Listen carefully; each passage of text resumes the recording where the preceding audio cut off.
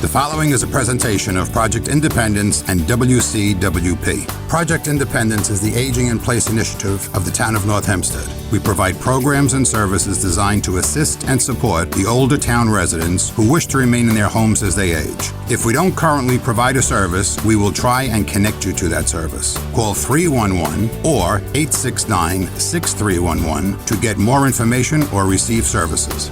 Welcome to Project Independence and You. Welcome to Project Independence and You, Community Talk Radio on 88.1 FM and WCWP.org. I'm your host, Rebecca Miller, along with our co-host, Otto Lohse. How are you doing today, Otto? Good, very nicely. A good day. Good to be here. Good morning. Excellent. Great to see you. So today we are going to be speaking with Stephen Chassman, who is the Executive Director of the Long Island Council on Alcoholism and Drug Dependence, also known as LICADD. Thank you so much for coming on this morning with us, Stephen. We have a lot to cover, so many questions, and I do know that it's we are also expecting Chris Kelly, who is the Assistant Director of Development. So again, thank you so much for joining us this morning. Such an important program, and I don't even know where to start. So I know that you've been on before, and of course we've all come through this pandemic, and it's had a great impact on people of all ages, certainly. So mental health issues and dependency worsening.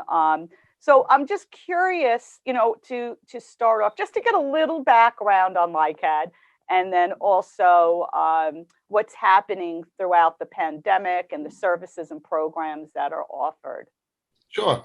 Well, thank you very much for having us on. So the Long Island Council on Alcoholism and Drug Dependence, you did that very well, Miss Miller. Maybe the longest name in not-for-profit history, but we are in our 66th year of community service. We're a not-for-profit.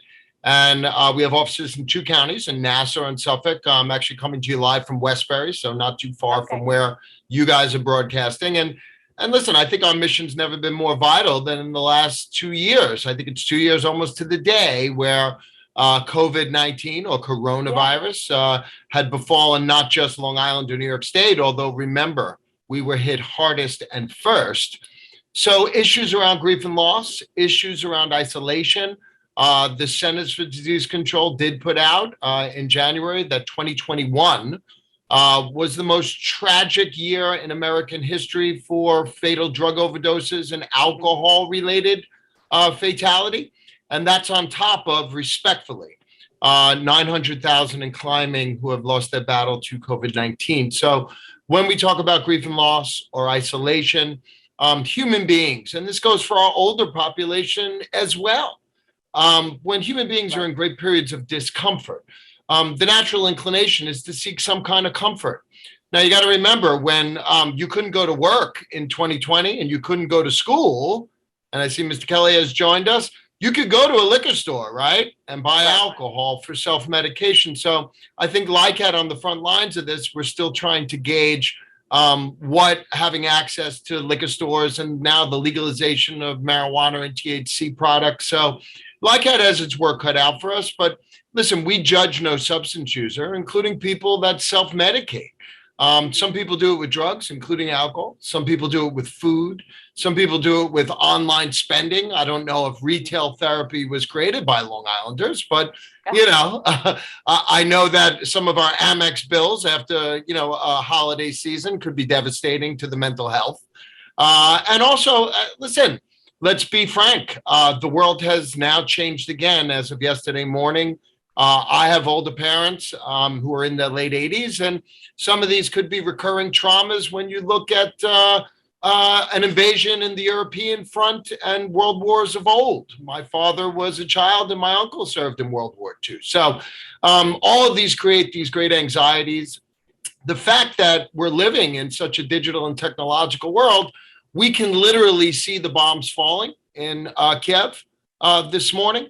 And I'm sure that creates some level of anxiety for all people because we pray for peace, but there's a lot of people in harm's way today. And I think coming out of the last 2 years, all of us, real or imagined, because coronavirus is real, have been in harm's way. So there's a kind of a long introduction, but LICADD is not just a substance use agency. All of us that work here are mental health professionals licensed in New York State. So whether it's general anxiety disorder, depression, despair, obviously substance use disorder, social isolation, this is all within the scope of what we're helping people through. Does LICADD actually, are you the ones contained within you that would deal with people with these mental health problems? Or do you more refer, like gather the information and refer them to people who might help the specific situation? Mr. Lohse, that's a great question. And the answer is both. So as we are licensed mental health professionals, I like to think LICADD is like step A, B, and maybe C. For people who require detoxification, which is a medical procedure for opioids, for benzodiazepines like Xanax, Klonopin, Ativan, alcohol, which without a medically supervised detox can be life-threatening. So we refer to hospitals when it's appropriate. We do sometimes in-house education and counseling ourselves, or inpatient facilities. Some people, it depends on the assessment. Some people require counseling that could be done in-house or virtually, because LICADD is using telehealth, much like we are today, but with HIPAA compliance. But sometimes we will refer out based on the need of the individual and the family. That's something I want to drive home, that whether it's substance use or depression or anxiety, this is a family disease, because when one person or multiple people are impacted in the family dynamic, the whole family gets impacted. And let's face it, you talk about globalization, coronavirus, COVID-19 has impacted us all, not just individuals, but families, communities, school districts, Long Island, New York, and across the globe. I mean, truly what's going on in Bangladesh virally affects us what's going on here. So I think it's from an epidemiological standpoint, we're all in this together. This is why I think a lot of us feel the pain of yesterday and today for people we know or may not know in the Ukraine.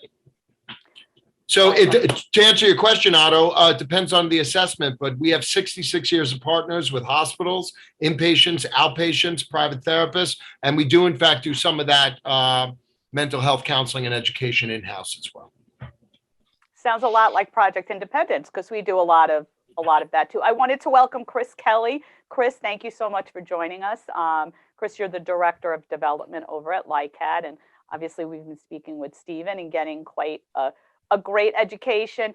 I feel like we're going to be jumping around a lot with questions, because one of the things you had brought up, Stephen, was the legalization of marijuana. And, there's so much unknown, like what can you do? What can't you do? Is it going to be in a supermarket? Is it not? And really, how do you guys prepare for this? I mean, is this going to be a storm with more and more people becoming, using it? And are there services now for people who chronically smoke weed? Because there really isn't. It's almost like it's not looked at as I want to say a true addiction. I know a lot of my, I have sons, high school, the whole 9 yards. I mean, they're not in high school, they're older now, but back in the day, it was like the kids that were, chronically smoking and couldn't stop and couldn't really find help for that particular, for marijuana. There's not the same kind of services for marijuana. I think it's almost looked at as, give us a call when you have a real addiction. But now that it's legalized, I'm hoping that, it's going to there's also going to be services for us. So could you just shine some light on Absolutely. that whole process? Thank you. First off, we have great partners in government, but we were pretty outspoken, LICADD, that during a height of a global pandemic, when anxiety and fear and depression were skyrocketing during COVID-19 and isolation, this was not the time in April 2021 to legalize another mind and mood altering substance. It comes dangerously close to green lighting self-medication, like, oh, we know you're scared, but we're going to give you legal THC products. And to your point, it is not a question of legalization. It's a fact now in New York State, but we have gone town to town, including being invited, being the expert witness in the town of North Hempstead that I believe has decided to opt out for now. So, and listen, I don't know about you, but I don't gamble personally. I don't mind sharing that. But I have to tell you, in the days before the Super Bowl, I was receiving texts on my private cell phone about the expansion of legalized gambling and how I could place a bet and this and that. And, you know, gambling's another obsession and compulsion that causes problems for individuals and families. But if that's what the commercialization of gambling looks like, and that they're reaching out blindly to people to lure them in, that commercialization will be happening around THC products, marijuana, and dispensaries. So somehow someone got my cell phone, and I don't gamble, but someone paid for that data and inundated my text messages with, you can place a bet for the Super Bowl.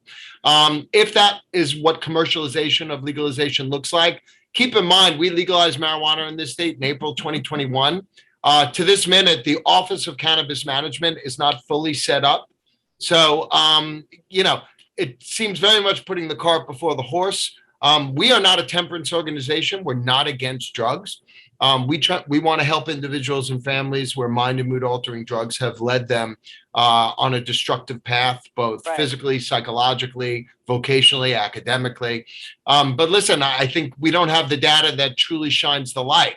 I'm not going to recall an old wound, but, you know, we do a lot of work in the Manhasset School District, and we remember the tragedy where those students died in a car accident.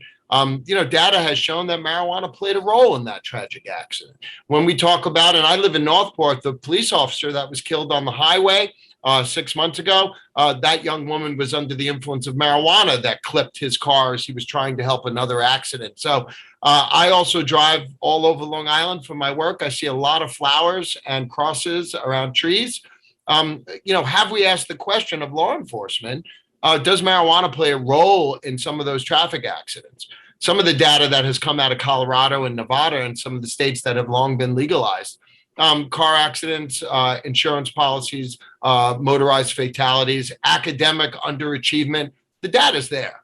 So what are we doing to set up infrastructure? To your point, Rebecca, LICADD has a start to stop program. So yes, insurance companies, I mean, we struggled for years getting them to pay for inpatient for opiate use disorder.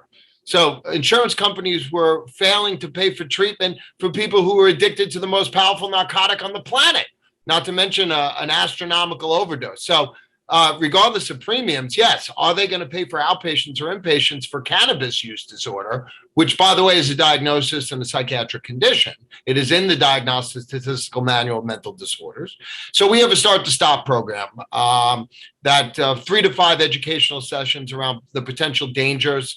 And listen, drugs are a coping strategy. They're just not a healthy one. You know, Chris is really, as our communications person, really blasted out on our social media some of the issues around marijuana.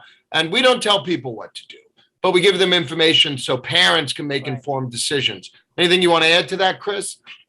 No, I would say, you know, reiterate a lot of things you had said already. And I want to first thank Rebecca and Otto and Christina for having us today. It's a great experience for us. And the past 2 years has been a tough time for many people. And as Steve said, we're really trying to key in on the family aspect of it. It's not just the individual, it's a family that we got to help out. And one of the key programs that we deliver into schools is our student assistance program, which reaches thousands and thousands of kids a year.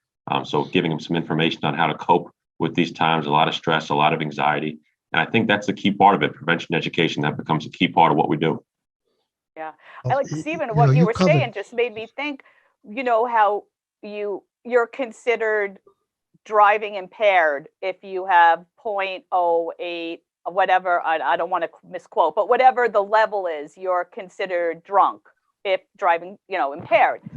Is there a test? Is there something to determine that with marijuana? I mean, like you were saying, you know, you don't really know if someone gets pulled over and, you know, and they're high on weed versus they don't smell like alcohol. You know, is there a test? The answer is, at this day, no. So I have a friend who's been in law enforcement for 20 years. I went to high school with him, and he said, he's not suggesting me or anyone on this call, but he had a very interesting comment. He's like, Steve, it's just like when we were in high school. If you go to Walgreens and buy Visine, we have no field sobriety test to know if you were using marijuana or THC products and operating a motor vehicle. Right. Absolutely none. Covered Unless there's physical evidence. Go ahead, Otto. I'm sorry. No, you covered so much territory. Unfortunately, I've had several heavy-duty family situations where the school district you talked about, actually, one of our sons starts out with marijuana. Yes. We're not aware. And the big thing to me is that that's bad enough by itself, but many times it leads you down the wrong path into heavy stuff, heroin or whatever. And then that leads to, and I'm going to go into a dialogue here, but that leads to the family issues of all of a sudden, the whole family is impacted. Stealing takes place. You can't trust anybody. You can't trust anything anybody says. It just becomes one huge family mess when that whole world opens up. And that leads to another comment you made in that statement about the difficulty of getting inpatients help. Back when we were involved, it was brutal. You get 2 days or whatever because of the insurance companies. So you covered so many different points in that short statement. And you know what, Otto, I appreciate you're obviously well informed, and you bring up a really interesting point also. Not only is this a family disease of mind and body, but everyone's still questioning, is marijuana and THC a gateway drug? Now, listen, you don't have to consider this hard data, but 95% of the people who seek help through the Long Island Council on Alcoholism and Drug Dependence who are reporting cocaine, methamphetamine, or opioid or heroin abuse, marijuana is 95% of their story, that they started with alcohol and marijuana. Now, by that same token, and am I suggesting everyone who uses marijuana and THC products will progress to those other drugs? No, but let me say this. There is a phrase that we're seeing in the peer literature around chronic marijuana use. Chronic marijuana use, they consider 5 times weekly. Now, we know some adolescents and some adults, quite frankly, that smoke 5 times before lunch on any given day. So 5 times weekly, but it's amotivational syndrome. Amotivation, what is that? Well, that means you have a host of things to do for your job, for your school, for your family, for your kids. But sedating yourself with a very potent form of THC and marijuana, I'm not suggesting anyone on this call, but if you smoked weed in the 60s, 70s, 80s, or 90s, this ain't that. This has been genetically and hydroponically enhanced where the THC levels are 200% higher than Mother Nature ever intended it to be. So amotivational syndrome is people who use marijuana products tend to sedate themselves that they're not achieving their vocational, academic, or some other goals they set up for themselves. Now, we understand why. People are trying to feel better. But stress isn't entirely a bad thing. Stress is a great motivator. Fear could be... Steve? That's a great point. We actually have to take a quick break, and we'll be right back. Sure. We'll be continuing with our guests, Steve Chassman and Chris Kelly of LICADD. You're listening to Project Independence in You on 88.1 FM and WCWP.org. We'll be right back. Take WCWP with you wherever you go with the WCWP app. Listen live 24/7 to all of our streams, all from one app. Plus, call the studios directly from the app and visit our social media. Download the app through the iOS App Store on Apple devices or the Google Play Store on Android by searching WCWP Radio, or visit WCWP.org for links. The WCWP app, available now on iOS and Android devices. Well, welcome back to Project Independence in You, Community Talk Radio on 88.1 FM and WCWP.org. I'm your host, Rebecca Miller, along with Otto Lohse, our co-host, and we've been talking with Steve Chassman, who is the Executive Director of LICADD, and also Chris Kelly, who is the Assistant Director of Development. So we've covered a lot of stuff in that first segment. We have, so many questions and one of the things I want to make sure we address, and we can jump around if that's okay with you, is obviously we're Project Independent, so we serve seniors in the town of North Hempstead who are 60 and older. And we do very similar. We provide a lot of services. We have social workers, community social workers, nurses on staff. And if there's a service that we don't provide, we network. We have a lot of partners, and we utilize those resources as well. But seniors, it's kind of, you don't talk about it a lot. I mean, of course, mental health issues with seniors, people of all ages is I want to say common, but it is. But addiction and seniors and kind of, also what are you seeing through the pandemic with seniors? Are you seeing an increase of that? And I'm assuming, making assumption that it's probably a lot of it is newly prescribed stuff, or maybe it's just a history of it. But and it's so hard to kind of talk about this topic, because when you think about, our seniors, our grandparents, our parents, you don't really think about addiction. Yeah. Well, first of all populations are important to everybody, but particularly our seniors. They are sitting on a wealth of wisdom and generational insight. I think, and I'm not going to judge anyone's age, but I have parents in their late 80s, and they grew up in the old country, Brooklyn in the 50s, but just after them, really in the 1960s, 70s and beyond, the drug culture really did come to the fore. So when you talk about people 60 and older, yes, there is the danger of prescription medication, benzodiazepines, sleep aids. And of course, let's not lose sight of the most deadly drug in America year after year, including last year, alcohol. So there's maybe a stigma still around illicit substance use, but alcohol remains the most deadly drug in America year after year.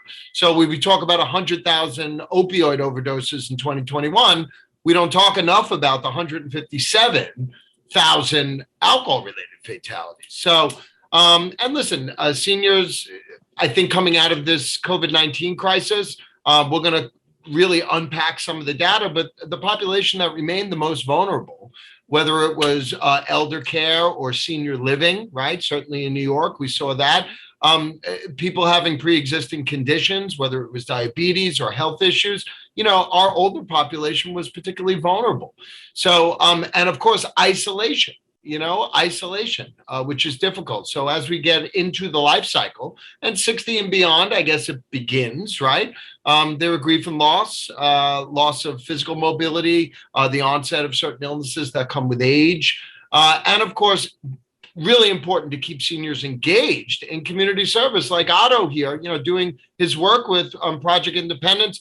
My mother, who's 85, is still very active in political advocacy, and we'll leave politics out of it. She remains active in a women's group, and my father too. So, they were two teachers, and they're sitting on a wealth of information and knowledge that is still very, very valuable to Long Island and American communities. So, our older population, it's not like when our grandparents were, at 65, they were pretty much slowing down. People are well active into their 80s and 90s today, thank God. But I think we're going to take a good look physically, psychologically, and socially what COVID-19 did for us. I encourage, and I think Mr. Lohse is doing this today. He's a living example. There are agencies to get involved in. There are causes to get involved in. There is political discourse to be had. You go to other cultures, and I'm not saying America does this tragically, but, we do a lot of work with the Native American and Hispanic community. Seniors are revered as the most important people in the community because they've earned it in their advanced age, and with age comes wisdom. So there's a lot of wisdom and insight to be utilized, to be involved. People are working longer just to boost their self-worth and self-esteem, and we need their input. Well, I admit to being the same age as your mother, all right? So I remember a lot of things. I remember a lot about World War II, believe it or not.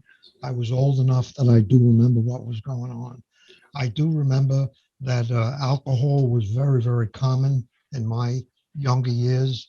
It was, in my opinion, I knew plenty of people who were functioning alcoholics.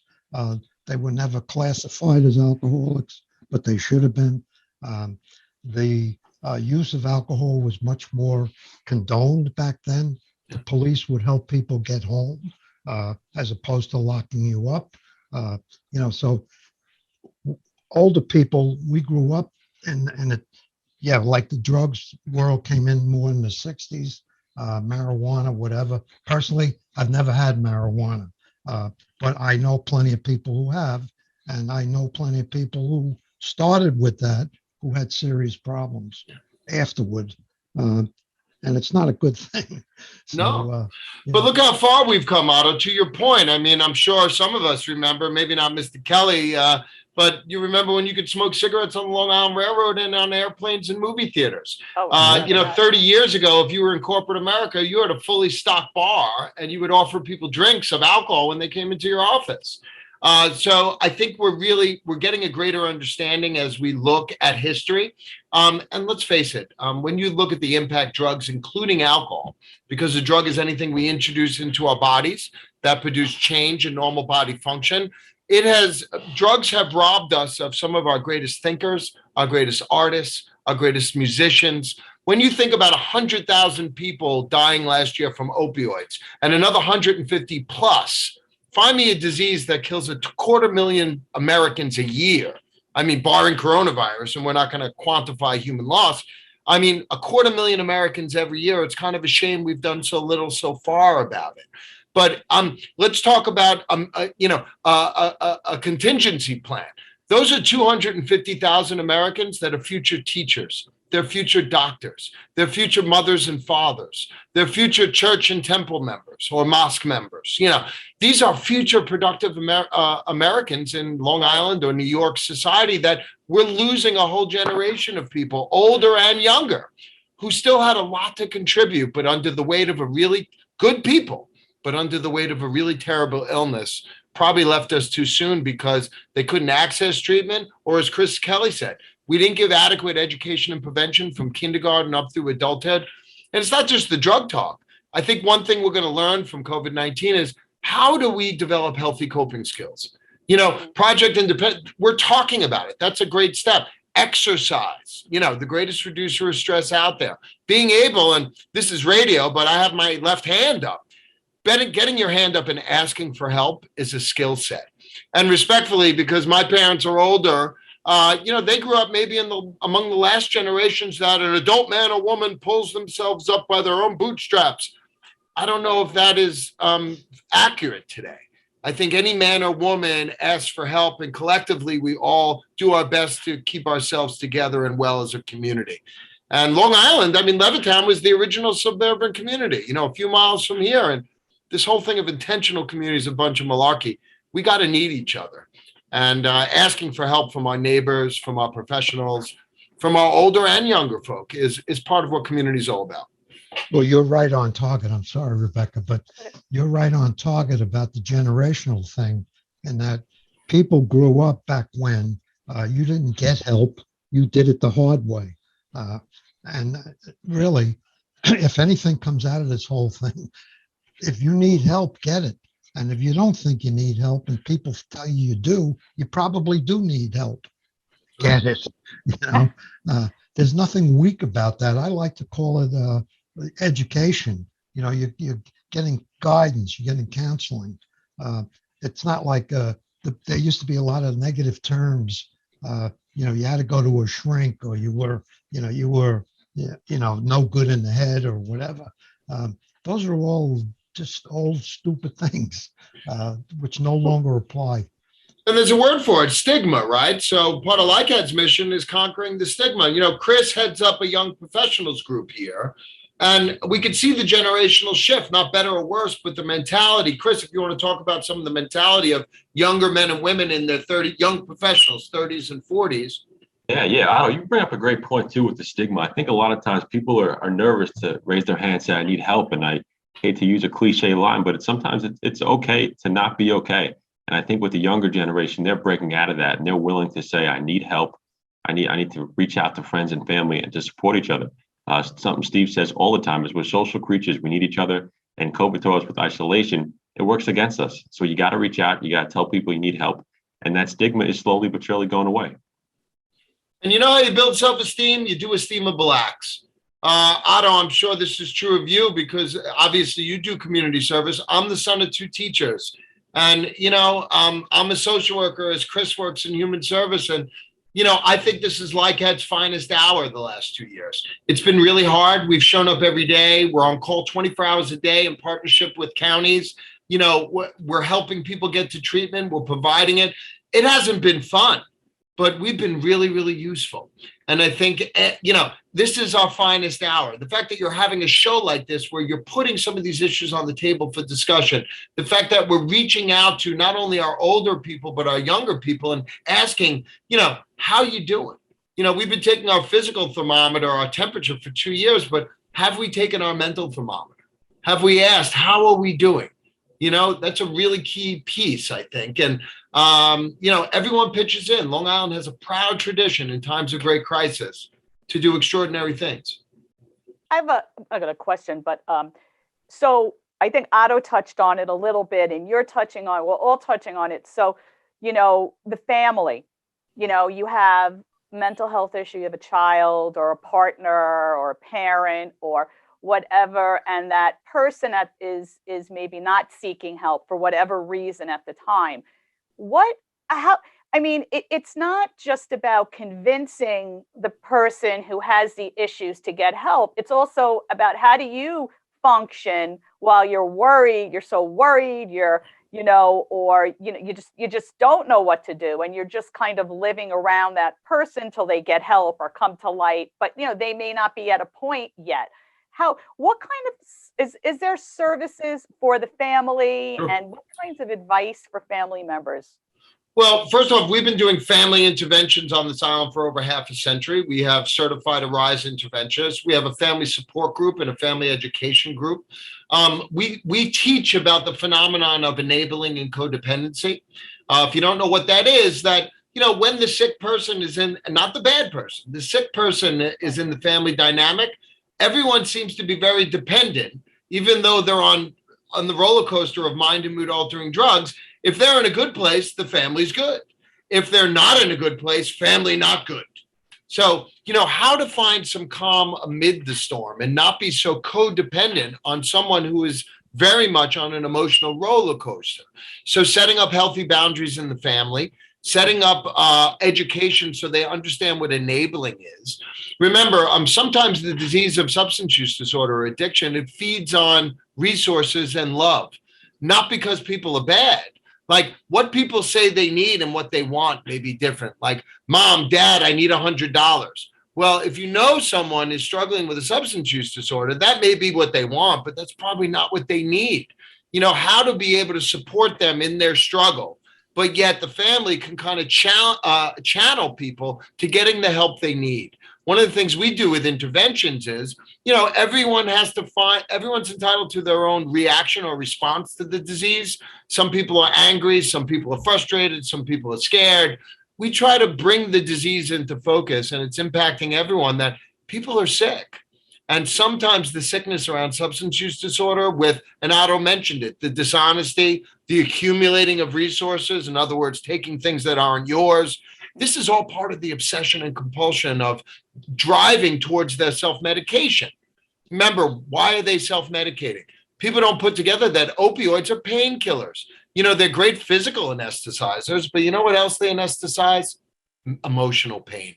What kind of emotional pain could human beings be in on the brink of a European war and 2 years of a global pandemic where almost 1 million Americans have passed away from an unprecedented virus?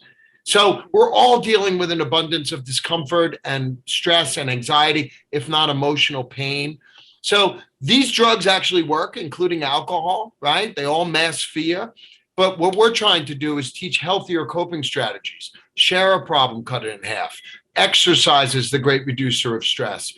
Getting involved with other people and helping other people along. There's an old Buddhist statement that says, you want to be miserable? Think of yourself. Want to be happy? Think of others. And that's what Project Independence and LICADD is all about.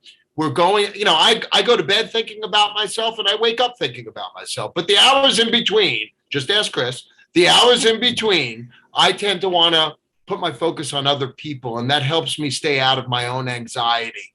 So you build self-esteem by doing esteemable acts. Well, one of the things I saw and I've heard from people who have gone through and recovered from addiction is they go through a lot of stages where they blame everybody else for their problems. And one in particular, one very close family member I had a lot of good chats with, told me that once he stopped blaming everybody else for his problems and thought about other people, he changed. Everything, his whole world changed. And it was just that outlook of, it's, it was their fault that I hit that car. No, it wasn't their fault. You didn't pay attention. Whatever. There's a million examples of where you blame other people. The system is all messed up, this and that. And once you stop that, I've been told by people who have recovered, their whole outlook on things changed. Well, one of the things that in the weight of this disease, there are defense mechanisms we all have. Someone swore this morning at 8 a.m. they're not drinking today. They swore on a short stack of Bibles or pancakes. In about an hour, they're going to go to the liquor store. Now, that's not because at 8 in the morning they were liars. Some of these defense mechanisms like denial, rationalization, intellectualization, reaction formation. We tend to want to deny or blame or, project responsibility onto somewhere else. But, this is something we do is we help adolescents into adulthood. Sometimes we help adults into adulthood and having their own responsibility for themselves. You know what? We don't save people's lives at LICADD. We give them the tools so they can save their own, So that's a huge distinction. The only person's life I save is my own, and Mr. Kelly does that for himself. I wish we could save other people because we would greatly reduce the overdose rate. But, this is, all of us have issues. As human beings, we're all fallible. But I think we find as we get on in age that when we work through our own issues, it really behooves us and it builds our self-worth. Great spot to take a very quick break. We will continue with our guests, Steve Chassman and Chris Kelly of LICADD. We will be right back. WCWP is your home for great music and great conversation. You'll find all that and more on WCWP.org. Listen live on the web, check out the lineup, subscribe to podcasts, and stay up to date on the latest station events. Get in touch with us and let us know if you like what you're hearing. And find out how you can support or get involved at the only community public radio station serving Nassau's North Shore. Plus, sign up to get a free bumper sticker. It's all online at WCWP.org. So welcome back to Project Independence in You and Community Talk Radio on 88.1 FM and WCWP.org.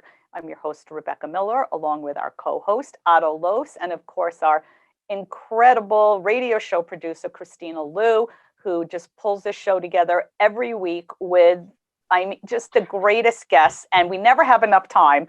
So, I'm sure we'll have you both back on. So I just wanted to point that out. And also Dan Cox, who's the director of 88.1 FM, WCWP.org. Before, over the break, we were just talking, we want to make sure that people know how to get in touch with you. Steve and Chris, what's the best way to reach out? Is there a phone number? Is it a website? How can they reach out? Well, both. And thank you for that. In the age of social media and the digital and technological age, you can reach a LICADD clinician 24 hours a day. So that's not a service.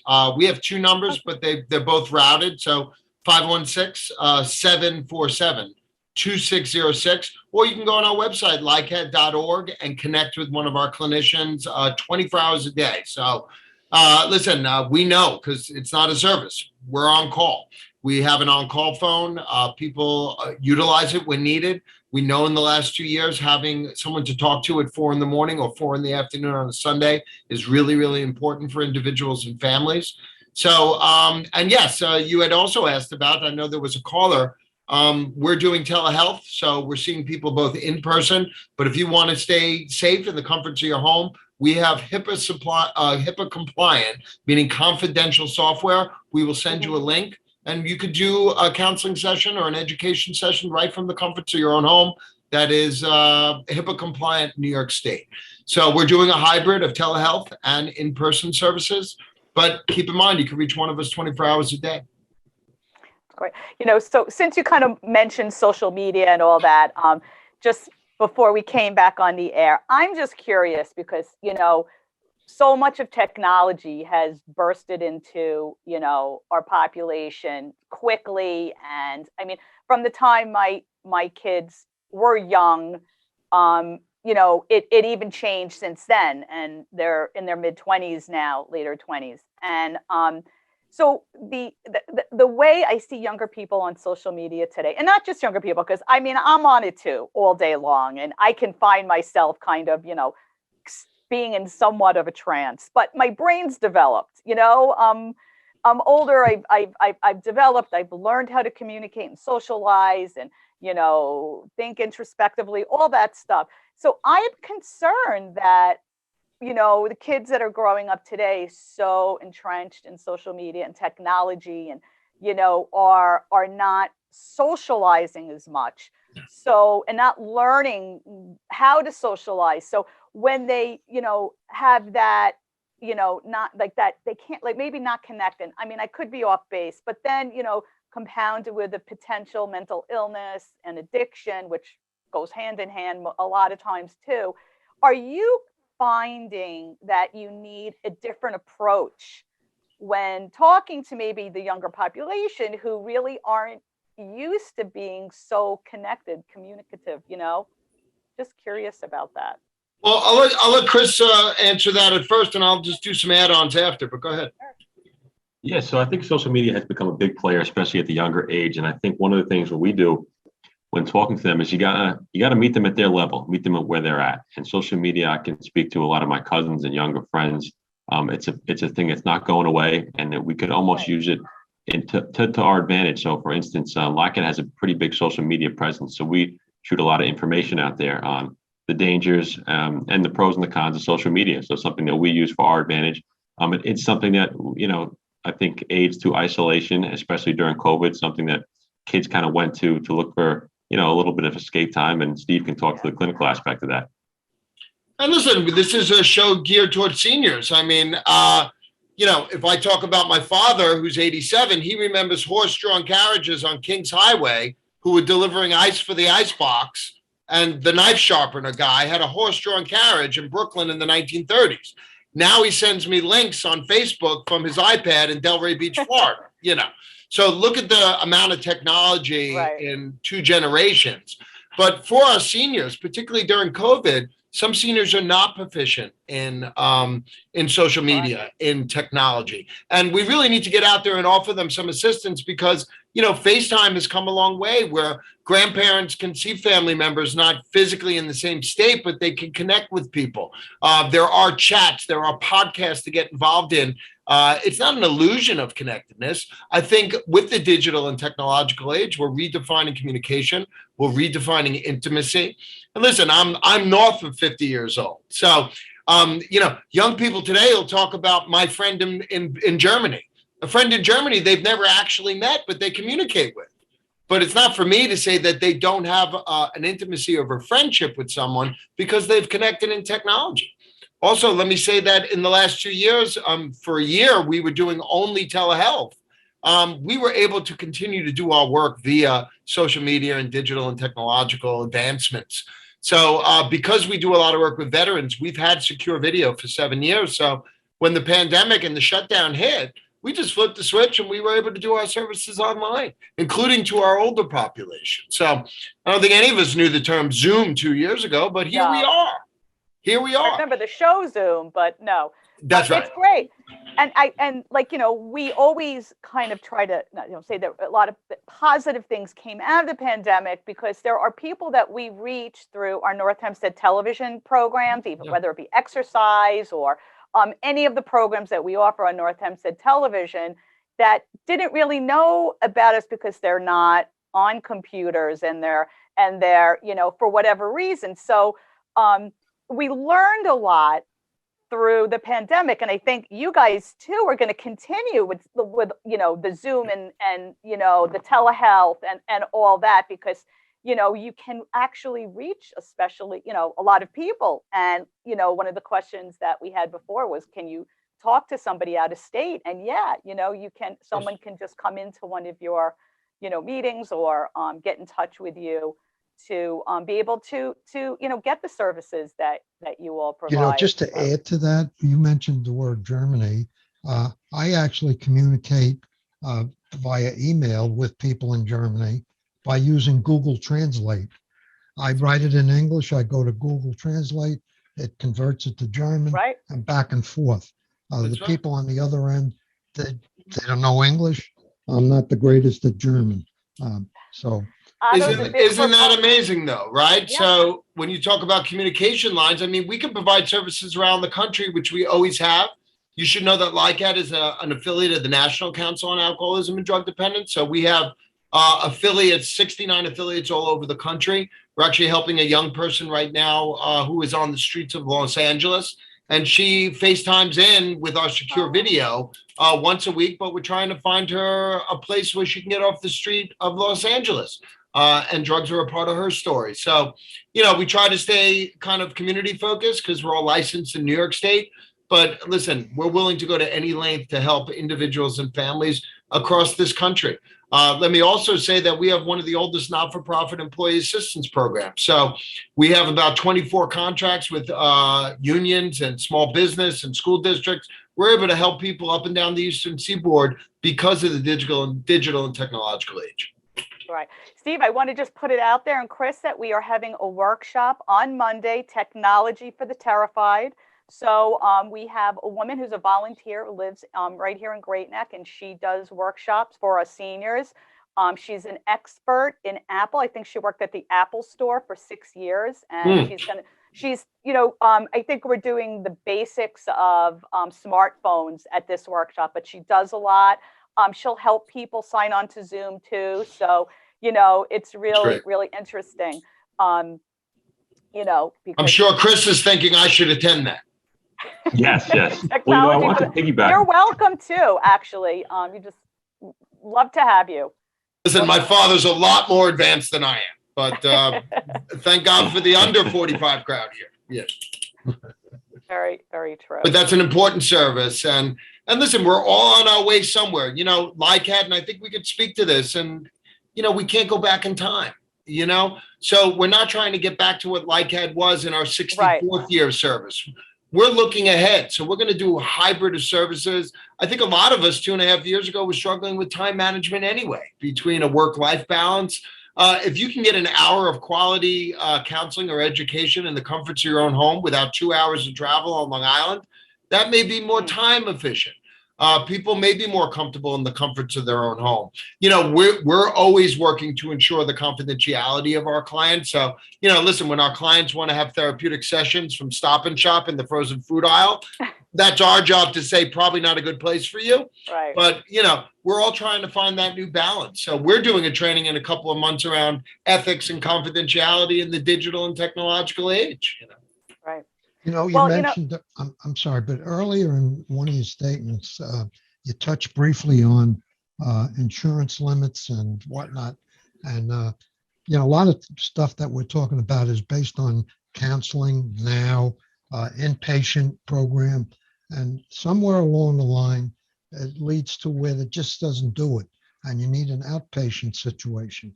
And I know when I was involved with my family member, that was very difficult. To get a location, first of all, to get when I took your insurance, all of the above. Has any of that changed over the last number of years? Is it, how easy is it or difficult? And what's the process of going from an inpatient category to where you're actually resident at a place that's going to help you? Well, it's a great question. And, listen, our job used to be negotiating the disease of substance use or psychological conditions was the majority of our work. But listen, this isn't a political statement, but, last year was the Great Resignation. A lot of people got their insurance through their jobs. A lot of people were furloughed. We're in an economic crisis. So let me first say that part of LICADD's job is to make sure that if you're sick, that we believe this is a humanistic thing. You have a right to get well. So part of our job is not only negotiating the illness with the family, but finding a viable treatment opportunity with or without insurance. This I'll say comfortably. If you don't have money or resources, you get help at LICADD anyway. We believe that people are sick, they have a right to get well. And we raise most of our money privately because that's not a political statement. That's just, listen, people don't come to LICADD when they have $50,000 in the bank. They come to LICADD when they're negative 20,000 and drugs, including alcohol, have really devastated themselves or their families. So our job is to make a good treatment match with the resources that are available, or to cash in any favor or partnership we've had for more than half a century to allow individuals and families to enjoy the miracle of recovery like your loved one. Otto, we can't finish this show without saying, because you illustrated the point, people do get better. People do recover. There's 30 million people living in long-term sustained recovery from substance use disorders in America right now. Some of them work here at LICADD, although you'll never know that. But people do get better and help is available. We're very rich in resources, and that includes for our senior population. So part of our job is to engage people, make a good treatment fit. If we can't send it out, we'll do it in-house. But we have 66 years of partnerships. Good info. Yeah.